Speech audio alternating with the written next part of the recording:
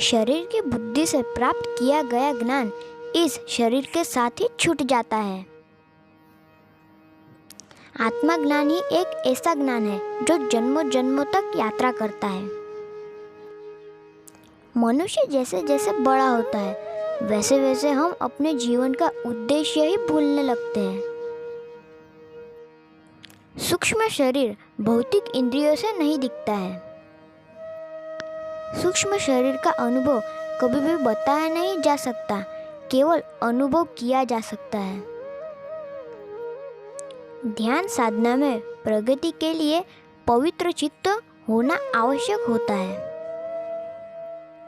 श्री मंगल मूर्ति वह सशक्त माध्यम है जिससे सूक्ष्म शरीर तक की यात्रा की जा सकती है।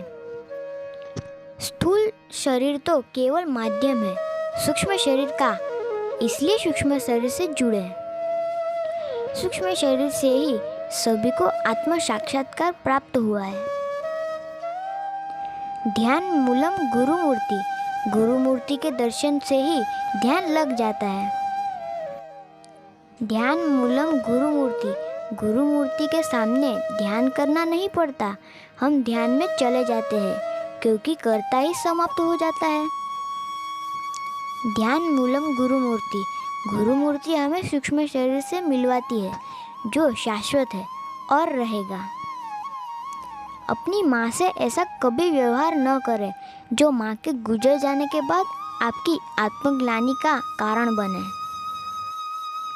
पति पत्नी जीवन भर भले ही एक दूसरे को झेलते हो, लेकिन दोनों में से एक गुजर जाने के बाद दूसरे को उसका महत्व समझ में आता है। हिमालय तो आध्यात्मिक रहस्यों से भरा पड़ा है, आप जितना भीतर जाते हैं उतना ही पाते हैं। हिमालय के पहाड़ जितने ऊपर है उतने ही नीचे भी है। विज्ञान बाहर का ज्ञान होता है, इसलिए वह हमें सीखना पड़ता है। आत्मज्ञान तो भीतर का ज्ञान है, इसे सीखा व सिखाया नहीं जा सकता है, केवल अनुभव कराया या किया जा सकता है। उपासना पद्धतियों की शिक्षा हो सकती है, समर्पण भाव प्रेम की शिक्षा नहीं की जा सकती है, प्रेम तो हो जाता है। बाहर का ज्ञान बाहर से सीखना पड़ता है, पर भीतर का ज्ञान तो भीतर से ही लेना पड़ता है। आत्मा को खोजने बाहर नहीं, हमें भीतर जाना पड़ता है। मैं के अहंकार के साथ परमात्मा की अनुभूति कभी संभव नहीं है। जीवंत फूल के बिना कभी सुगंध नहीं अनुभव हो सकती है। प्रार्थना कभी भी भय व लाभ के लिए नहीं हो सकती, क्योंकि यह दोनों ही शरीर से संबंधित है और प्रार्थना का संबंध तो आत्मा से होता है। हमारा गुरु मिल जाने पर हम अंतर्मुखी हो जाते हैं और अपने आप को जान लेते हैं। गुरु की बात भी ठीक से सुन लो तो श्रावक बनते ही मुक्त हो जाते हो।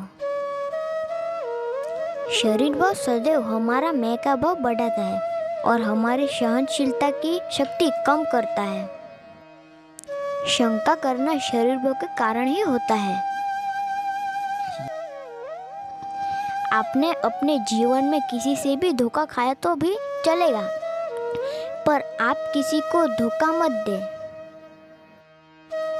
अंतर्मुखी होने पर हमारे विचार वैसे ही समाप्त हो जाते हैं। आत्मा की प्रगति से ही आध्यात्मिक स्थिति प्राप्त होती है।